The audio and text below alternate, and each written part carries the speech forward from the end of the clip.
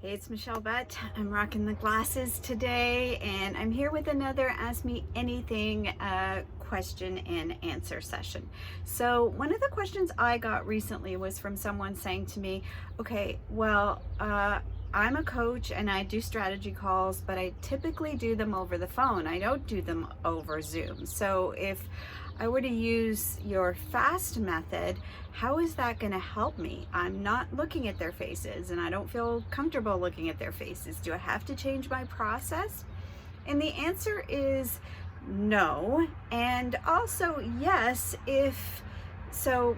Let me answer the no first, and then I'll answer the yes with the if caveat. So no, because facial acuity and the tool of facial intelligence works with pictures, as well as when you're looking at people face to face or through a Zoom camera screen, video chat kind of thing. So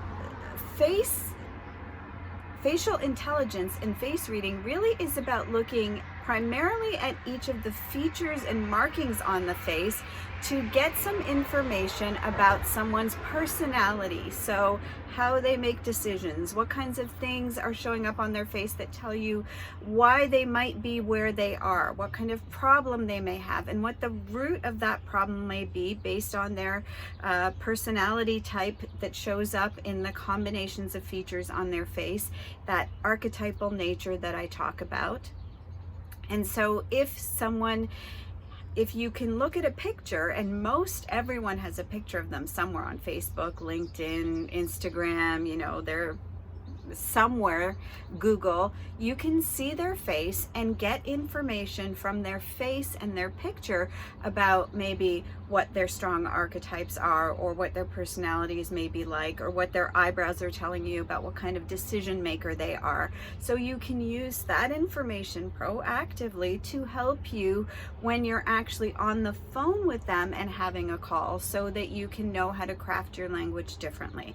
So for example, if you're someone who has rounded eyebrows, your decision-making strategy as a coach always goes through this framework of, or these filters of, what's good for all the people concerned, and you tend to talk in these warm, people-centered kinds of strategy points. Whereas someone that you might be talking to that has very straight eyebrows, their decision-making filter is one of logic, what's the step-by-step plan, and needing time to kind of process all the steps in their head as they go along as you're talking to them. And so if you're talking family oriented points, and not being as strategic or as straightforward in the laying out of the plan for them, then you may not get resonance on that call, and that might be why you don't get your yes to them purchasing your service and allowing you to be the one to help them through their issue. And you might very much be the right person for them, but if you're not aligning in terms of how you talk about decision-making strategy, then that may be why you're not getting your yeses and you're not helping those people, but you really do need to be with each other. So that's the beauty of the work from the point of view of even being on a phone call. It's very, very effective. However, if you actually do video calls, so say you aren't getting the conversion rates on your sales calls that you really want, and you want to make a stronger connection, because communication and connection is really key, especially when you're selling high ticket, high value services, then potentially you need to see how their face moves in the moment. So what features are affected when they are questioning you, or when they're talking about something that they're stuck in? Are they wrinkling their chin? Are they wrinkling their eyebrows? Are their lower cheeks being sunken in more as they talk? And those cues, those visual cues, can help you be more strategic in the moment on the calls and be more perceptive and responsive, rather than only having the ability to be proactive as you would with looking at a picture, because the feature that is moving as they're talking about whatever it is they're talking about to you gives you information about where the root of that problem may lie or where the solution has to come from. So based on whichever archetype or personality traits. Sorry, I'm sitting outside and it's such a beautiful day, but that motorcycle, you know, he just needed to be with us today. That's loud.